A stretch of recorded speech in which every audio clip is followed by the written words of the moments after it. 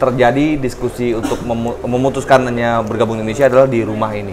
Berarti ini rumah yang sangat bersejarah ya, Ko ya. Oke. Pada masa itu kesultanan itu digaji nggak sih? Saya selaku anak keturunannya tersinggung. Apa yang mau dicari?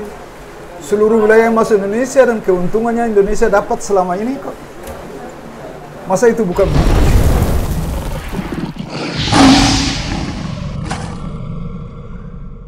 Ya, assalamualaikum warahmatullahi wabarakatuh, teman-teman semua. Balik lagi bersama gue Vasco Rusemi di Macan Idealis. Nah, teman-teman, hari ini hari yang sangat istimewa. Kebetulan gue saat ini sedang berada di rumahnya Sultan Zainal Abidin Shah. Luar biasa. Ini tokoh besar dari timur. Tahu, dikenal juga Kedaton ya. Kedaton ya. Kedaton kecil. Ini Kedaton Ici. Dulu ini sempat menjadi rumah gubernur. Ya, Provinsi Perjuangan Papua. Irian Barat. Irian Barat ya, jadi disebutnya dulu Irian Barat, teman-teman. Nah, kebetulan saat ini gue sekarang sedang berada bareng sama Ko Bakri. Jadi kalau di sini nih panggilan abang tuh Ko, jadi kita manggilnya Ko aja ya, bukan Kokoh, beda dong sama Kokoh. Ya. Nah, Ko Bakri, apa kabar Ko Bakri? Apa kabar? Baik, alhamdulillah. Baik ya. Ko, gue mau nanya nih Ko, apa sih yang menarik dari beliau ini? Sang Sultan Zainal Abidin Shah ini? Beliau ini orangnya dikenal sangat jujur, lemah lembut dalam bersikap, dan kepemimpinannya sangat merangkul. Ya, sehingga sampai saat ini beliau di hati rakyat itu tidak pernah mati, pahlawan di hati rakyatnya. Saat ini di Tidore? Ya, di Tidore. Di seluruh wilayah Kesultanan Tidore. Nah, beliau ini kan dulu Sultan Tidore kan? Sultan Tidore. Bukan Sultan Ternate ya, Tidore ya beliau Tidore. Ini kan? Nah, kok bisa beliau jadi gubernur pada masa itu? Kita kembali ke sejarah ya. Ya. Dalam rapat BPU PKI itu kan ada dua keputusan besar yang dibuat. Yang pertama tentang bentuk negara. Perdebatan melahirkan negara kesatuan berbentuk republik. Ya. Keputusan keduanya adalah bahwa daerah dibentuk berdasarkan asal usul. Karena fakta sejarah bahwa Indonesia ini dibangun di atas kurang lebih 250 kerajaan, kesultanan, kedatuan, peringsir dan seterusnya ya. Nah,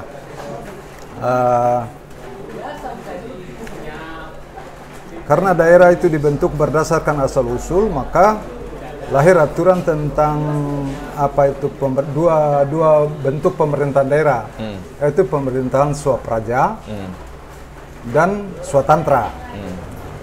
Tidore masuk swapraja. Di Maluku Utara ini ada 3 daerah swapraja, yaitu Kesultanan Tidore, Ternate, dan Bacan. Oke. Ya. Nah, ada satu lagi ya, kalau bukannya 4 ya? 4, tapi waktu itu Jelolo kan sudah hilang. Ya.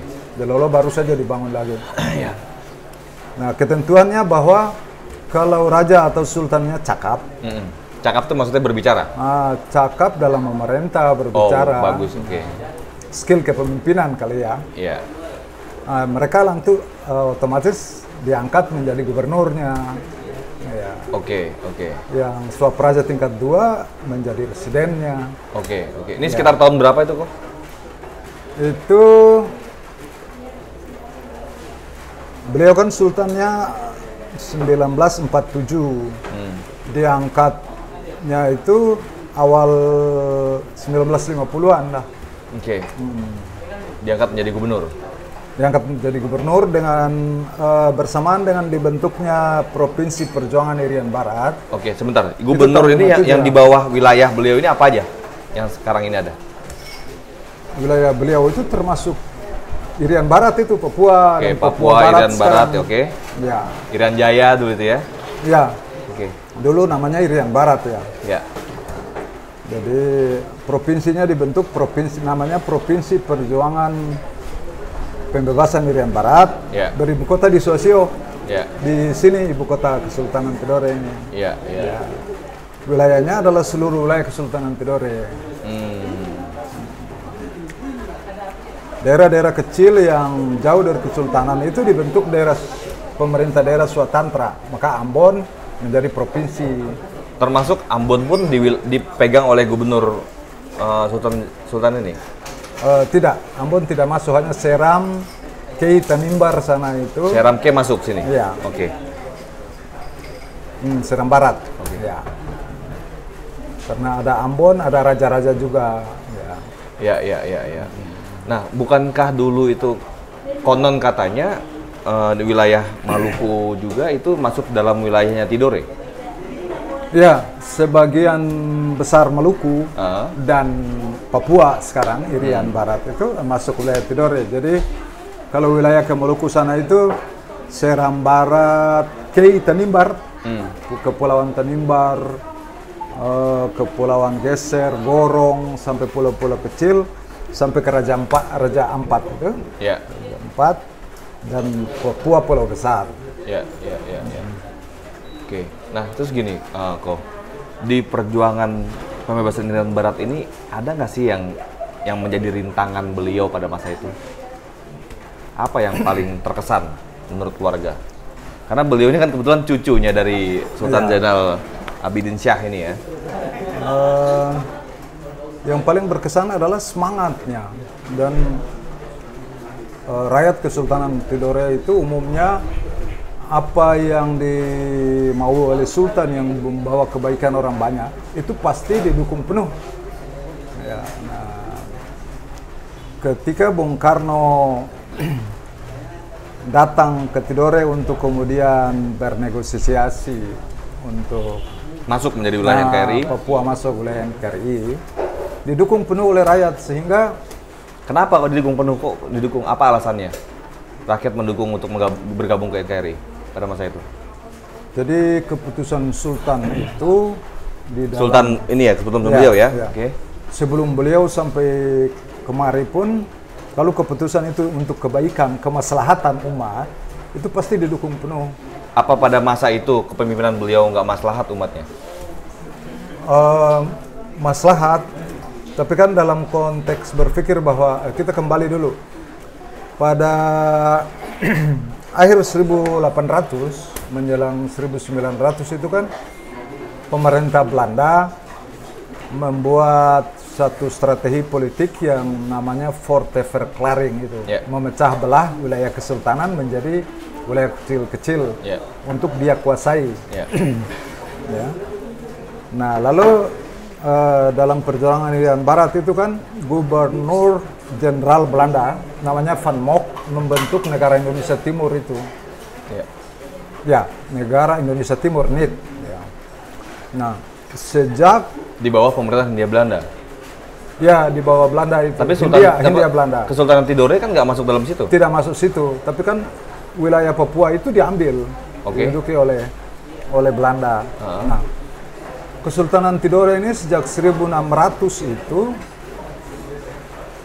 itu sudah anti kolonialisme, sehingga kalau ada perlawanan terhadap bangsa-bangsa penjajah asing itu pastilah masyarakatnya dukung. Sehingga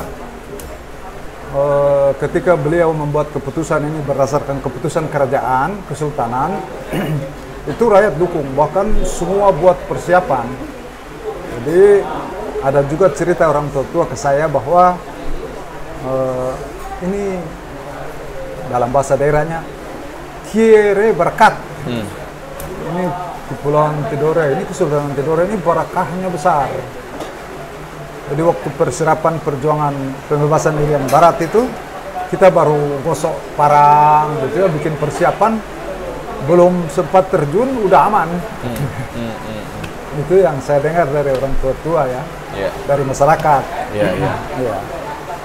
Jadi memang sehingga ada pernyataan yang, tapi saat ini kita kesulitan data aslinya, data realnya, hanya dari lisan, cerita lisan bahwa ketika perjuangan Irian Barat itu Sultan bersama dengan 3 partai itu PNI, Permusi, sama PNI, Permusi, satu lagi apa? Agak lupa itu. Buat pernyataan bersama bahwa untuk pembebasan Irian Barat Tidore itu manusia, jin, batu, pohon, semuanya dipersembahkan untuk perjuangan pembebasan Irian Barat. Oke. Jadi hampir tidak ada resistensi di dalam. Untuk warga lokal Irian Barat itu sendiri, apakah mereka tunduk kepada Kesultanan Tidore? Ya, tunduk. Sedangkan di Irian, di Papua ini, di Irian ini kan dulu kan sampai saat ini pun masih banyak raja-raja kecil ya. Ya. Maksudnya kepala-kepala suku kecil, Benar, gitu benar. ya. Ada suku besar, suku di bawah, suku di atas. Itu tunduk dalam Tidore. Umumnya tunduk pada Kesultanan Tidore. Di bawah komando Kesultanan Tidore. Oke. Ada Makanya- keterwakilan Tidore nggak di sana? Ada. Contohnya misalnya apa? Ya. Oh, Sesungguhnya Raja-Raja Ampat itu utusan dari Tidore. Tidore. Ya. Hubungan kekeluargaan sama sultannya Tapi secara ras kan berbeda kok. berbeda. Ya. Ras Tidore dengan ras Papua kan berbeda nih. Berbeda, betul. Itu sama. Tapi luar biasanya mereka dulu membangun hubungan kesultanan itu adalah hubungan kemanusiaan. Jadi betul-betul adil diperlakukan, sehingga budaya Papua itu juga sebenarnya dibentuk dari Tidore. Mereka kan dulu, mohon maaf, belum beradab ya. Yang ada kanibal begitu. Ya. Hobinya berperang. Ya. Nah, lalu diajarkan tata cara satrianya. Ya. Jadi masuk juga sebenarnya. Nah, terus gini, kalau hubungan antara Sultan Zainal Abidin Shah ini dengan Bung Karno, kedekatannya seperti apa sih? Dia kenal dari mana dulu gitu? Kok bisa Kenal kenal dari sama mana Bung Karno? belum pasti. Tidak tahu ya kenalnya di mana, tapi karena beliau Ada kisah juga- apa antar mereka? Kok bisa dekat sampai akhirnya bersepakat dari sisi politiknya untuk bergabung ke Indonesia? dalam perjuangan pembebasan Irian Barat tuh Bung Karno 3 kali ke Tidore. Ya. Kita istilah di sini apa namanya? Ambil hati ya. Oh, ambil hati masyarakat Tidore ya. Ya, Tidore. Kan Gubernur Belanda Van Mock saat itu kan juga ngotot membujuk Sultan supaya wilayahnya Papua masuk ke Belanda sama Tidore. Bung Karno ngajak ke Indonesia, tarik menarik ini dalam cerita lisan ya. Ratu Belanda, Ratu Wilhelmina menawarkan kepada Sultan Tidore Zainal Abidin Shah ini melalui Gubernur Van Mock itu. Intinya bahwa yang saksinya termasuk kakek saya dan beberapa sahabatnya. Andai kata Sultan mau memberikan Papua dan wilayah Tidore kepada Belanda, maka Sultan dan seluruh keluarganya dijamin sampai hari kiamat. Itu Menurut siapa? Menurut Belanda? ya, Oke. ditawar langsung oleh Ratu Wilhelmina itu, Ratu Iya. Belanda. Sama penggawaannya bilang jangan, beliau bilang, wah saya juga masih sehat berpikir, saya tidak akan ikut itu. Datanglah tawaran Bung Karno. Terakhir, Bisa mau tawaran Bung Karno, sedangkan tawaran Belanda kan lebih menarik pada masa itu. iya lebih menarik, betul. Kenapa? Kan sudah dari dulu tahu bahwa Belanda ini modelnya seperti apa, gitu ya. Hobinya menindas. Leluhurnya kan Sultan Nuku juga habis-habisan berperang. Oh. Ya, In komitmen lah ya, Iya, Belanda ini ya, komitmen. nggak komit ya. nggak komit. Tapi Bung Karno dianggap komit. Sedangkan ke Indonesia kan dari sisi fisik hampir mirip Iya. semua ya. Melayu ya. Melayu, betul. Lalu karena deadlock melalui beberapa konferensi ya, termasuk meja bundar mana? Oh itu Ini ya. ya. Dan beliau hadir di situ. Terakhir di konferensi Malino II sekitar 1952 gitu ya. Itu kan ada tawaran 3 opsi kepada Kesultanan Tidore oleh PBB, saat itu namanya UNTEA. Ya. 3 opsi itu eh, Tidore dan Papua ikut Belanda, negara Indonesia Timur itu. Tidore dan Papua menjadi negara merdeka, kemudian Bergabung dengan Indonesia. bergabung dengan Indonesia. Ya. Pilihannya adalah bergabung dengan Akhirnya yang Indonesia. memutuskan itu Sultan. Sultan, Sultan yang memutuskan. ya Sultan yang memutuskan.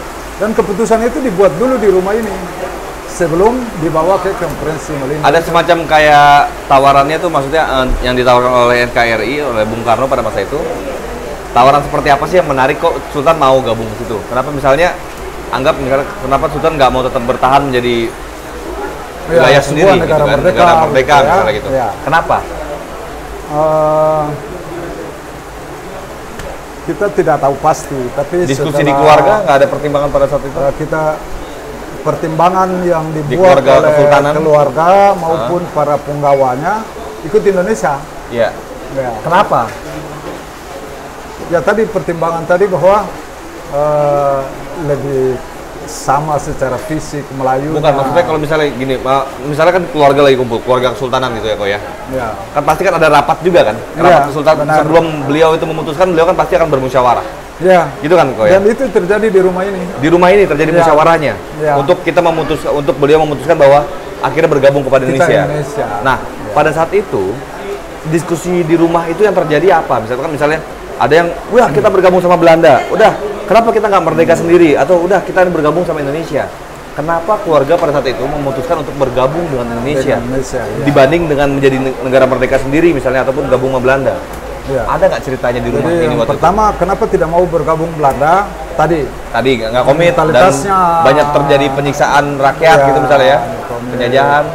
Nah kalau merdeka sendiri Ya. misalnya, Pilihan merdeka itu pertimbangannya adalah bahwa saat itu kita punya sumber daya manusianya belum mampu. belum mampu Oh, upaya, sehingga kalau mau merdeka peluang dari bangsa asing untuk menjaga jauh lebih mudah. Oh, Maka oke. pilihan yang paling rasional adalah bergabung dengan sesama Melayu ini. Oh, jadilah Indonesia untuk Ya, memperkuat di Indonesia, situ. sebagai sebuah nation kita punya peluang lebih besar untuk Tapi kan melawan. kerajaan Tidore, Kesultanan Tidore ini besar kok. Besar. Kok merasa nggak mampu? Kenapa? Bahkan saya dengar sampai wilayah kekuasaannya sampai di wilayah Filipina dan lain-lain itu Ya. masuk di wilayah Tidore. Sultan Nuku, setelah Sultan Nuku itu kan berkuasa sampai 1805. Itu kan sebuah negara merdeka. Ya. Bahkan diakui secara tertulis oleh Inggris sebagai sebuah negara merdeka.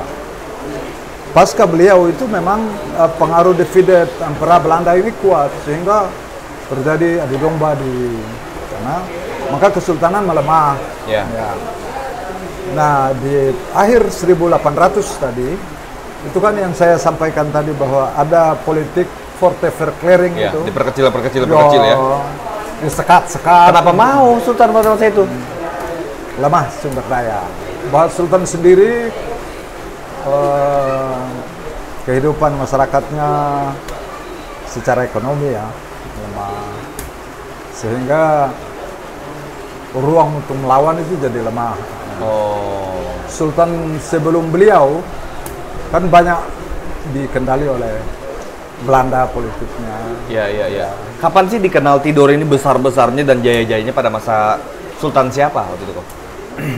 Masa Sultan sebelumnya itu dikenal Saifuddin Jauh Kota sampai ke Sultan Nuku 1805 terakhir itu. Itu jaya-jayanya? Jaya-jayanya. Nggak bisa dipecah sama Belanda? Tidak bisa dipecah belah. Sehingga sejarahnya bahwa ketika hampir seluruh kerajaan di Asia Tenggara itu takluk, Tidore eksis. Tidore masih eksis ya? Dia eksis. Kemudian satu-satunya kerajaan yang Ternate bisa pada saat itu? hancur sama Belanda. Bahkan Tidore perang ke sana untuk musir Belanda. Iya. Adu domba terjadi itu ya? Iya. Sehingga Kesultanan Tidore itu dikenal sebagai salah satu-satunya kesultanan Indonesia yang pernah mengalahkan bangsa Eropa. Iya. Ya.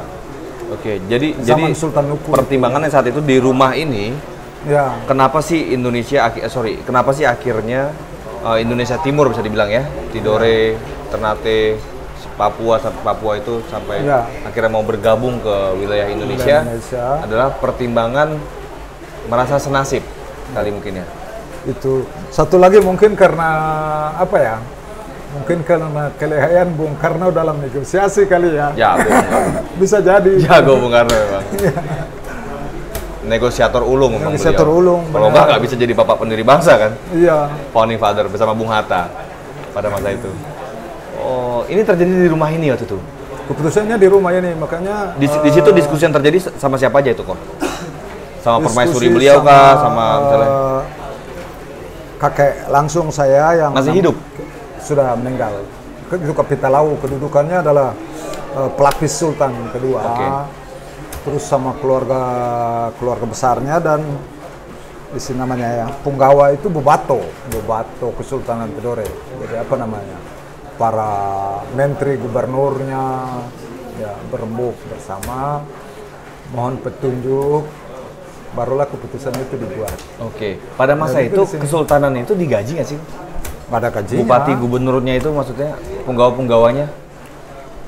Sistem kita tidak diberikan gaji, tapi Jadi, diberikan apa namanya? hak pengelolaan lahan. Hak pengelolaan lahan, Oke. benar begitu. Ya.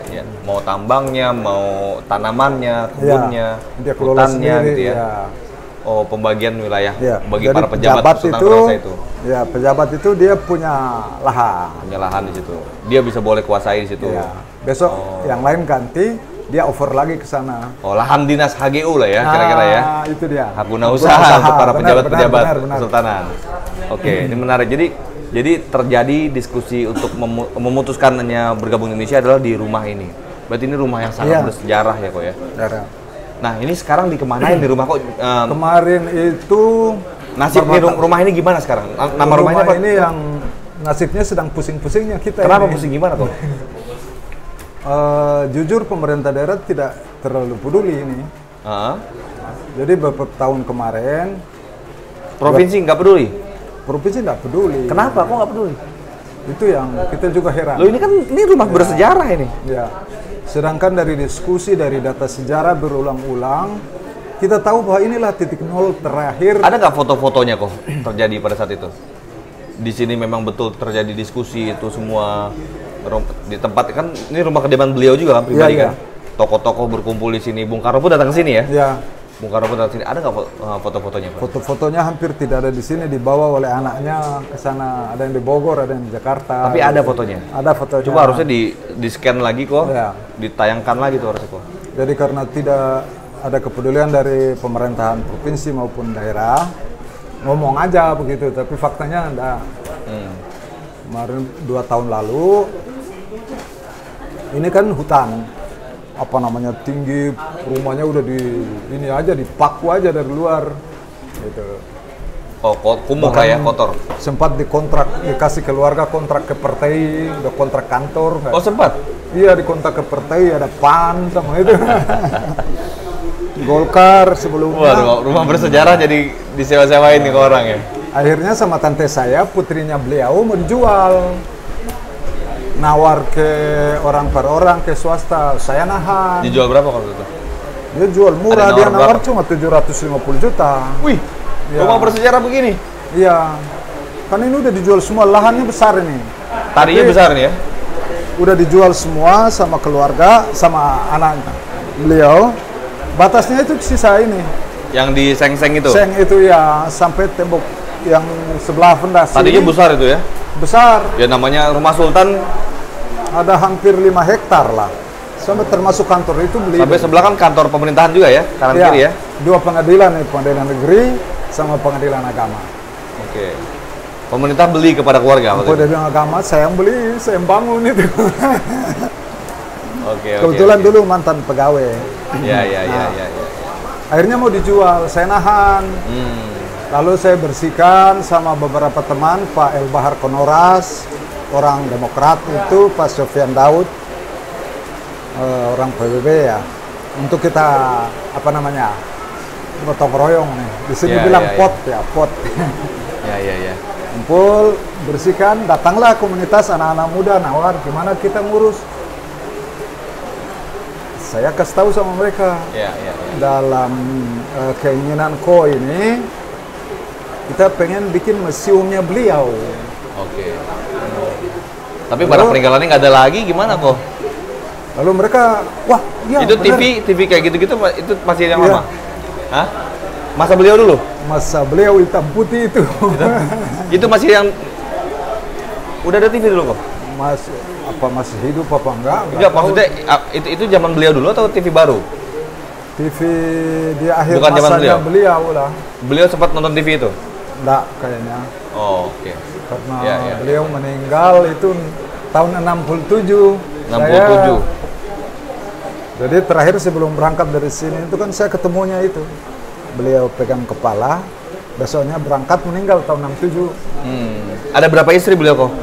Istrinya 2, ini yang tua. Istri 2 yang tua. Yang nomor 2? Nomor 2 Tidurnya juga? Di tidurnya juga udah meninggal.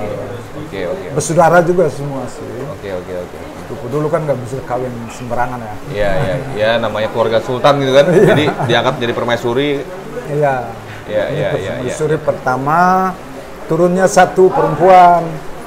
Permaisuri kedua turunnya 2 laki, 2 perempuan. Semuanya tidak punya keturunan. Oh, ada dari yang Dari perempuan adik-adiknya baru ada ya? Ya. Ya. Jadi harapannya apa kok? Harapannya apa kepada pemerintah? Sekarang kan beliau sedang diusulkan menjadi pahlawan nasional ya? Harapan kita ya berikanlah yang pantas diberikan. Kenapa kok sampai sekarang belum? Kenapa? Yang harapan Alasannya? kita juga rumah ini. Alasan pemerintah Nah, apa? terkait dengan kepahlawanan beliau itu, intinya kami paham seperti ini, bahwa beliau itu berjuang bukan mengharapkan pujian, Iya. tapi mengharapkan ridha Allah. Kepemimpinannya itu konsep. Ya kan itu sampai konsep beliau negara. menyerahkan kekuasaannya kepada Indonesia ya kan? Ya. Tapi sudah pantas betul sebenarnya beliau Iya. ini menjadi pahlawan nasional harusnya ya. Dalam diskusi maupun dalam berbagai kesempatan ya, diskusi maupun ini, bahkan terakhir kemarin di UNJ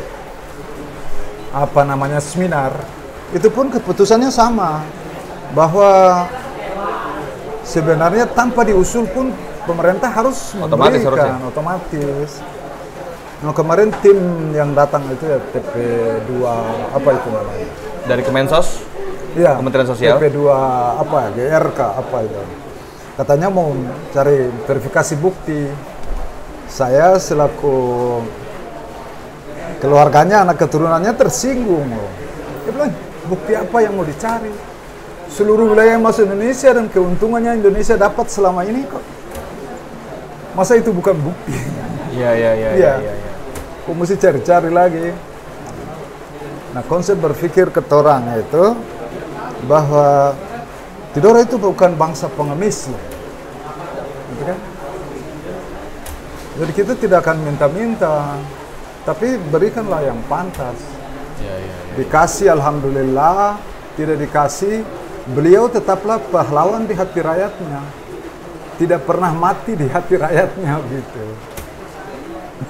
Iya. Menarik banget Ko Bakri diskusi kali ini tentang sedikit ya sejarahnya dari Sultan Zainal Abidin Shah dan Jouma Boki Nur Syaifah ya, istri beliau ya, istri tuanya beliau. Harapan saya juga begini, Bang. Iya. Vasco ya. Iya. Bahwa ini terkendala ini. Saya takutnya, saya sama tante saya ini sedang tahan-tahan. Saya minta waktu setahun. Kalau pemerintah tidak atasi, kita mau menjadikan ini museum. Kira-kira bisa punya ruang untuk bantu tidak? Dikelola oleh, harusnya Pemda yang mengelola ini sebenarnya. Bisa aja sebenarnya. Pemda belum pernah ada diskusi itu kepada Pemda? Sudah pernah diskusi berulang-ulang dan tidak ada ujung. Apa masalahnya? Masalahnya di mana? Apa ya? Bingung juga saya. Ya harusnya bisa Kita takutnya juga sehingga kemarin saya sempat bicara dengan wali kotanya sendiri bahwa minta bantu, tolong bagaimana caranya dibebaskan, tapi pengelolaannya itu jangan dibawa pemerintah lah, karena pergantian kepemimpinan itu bisa juga. jangan sampai menjadi alih fungsi. Karena ini titik nol hubungan ini. Ya.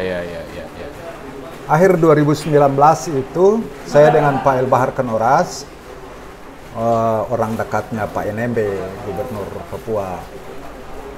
Pengen beliau hadir di upacara HUT Kesultanan Tidore tanggal 12 April 2020. Ternyata ya beliau stroke dan kemudian COVID dan rencana itu batal. Oke. Atau ke Gubernur Maluku Utara? Baru aja kemarin datang TPR, baru datang mereka ikut. Ngomongnya ini lagi. Wah itu nanti kenapa tidak begini-begini? Wah, enak sekali ngomongnya. Apa ngomong gimana kok? Ini mesti diatur begini-begini, nanti kita ngambil alih. Gitu. Ini bikin telinga panas gitu ya. Lo selama ini di mana? Ada datang dari sosial mau, ngangkat barang-barang ini keluar kita bersihin. Kita nanya sama Faya nanya, kalian di mana? Kita ngurus-ngurus setengah mati. Saya ngasih izin mereka buat ngopi karena untuk menghidupi museum sementara ini kan nggak bisa diam-diam ya. Syukur anak-anak punya kreasi. Iya. Jual kopi untuk menarik minat. Untuk ekonomi kreatif ya. Ya, alhamdulillah jadi minimal anak-anak muda bisa nongkrong di sini, kenal sejarah gitu kan. Apalagi kumpul sama anak G-Craft juga di sini sekarang. Kebetulan lagi di Tidore ya, habis kemarin ya. Nah, Ko Bakri, terima kasih banyak diskusinya. Sama-sama. Menarik. Ini semoga diskusi ini semoga bisa menambah pencerahan informasi sejarah yang paling penting ya buat teman-teman di Indonesia pada khususnya. Terusnya juga bagi para penonton Macan Idealis. Semoga ini bermanfaat. Buat teman-teman, kalau lo ngerasa bermanfaat, share, bagiin ke seluruh sosial media kita semua. Mudah-mudahan yang kita harapkan para tokoh-tokoh pergerak dan pejuang-pejuang bangsa kita bisa dihargai oleh bangsa sendiri, bukan dihargai oleh dunia luar, tapi bangsa sendiri bisa lebih menghargai para tokoh-tokoh. Ya salah satu contohnya misalnya kayak kakek beliau ini. Teman-teman, assalamualaikum warahmatullahi wabarakatuh.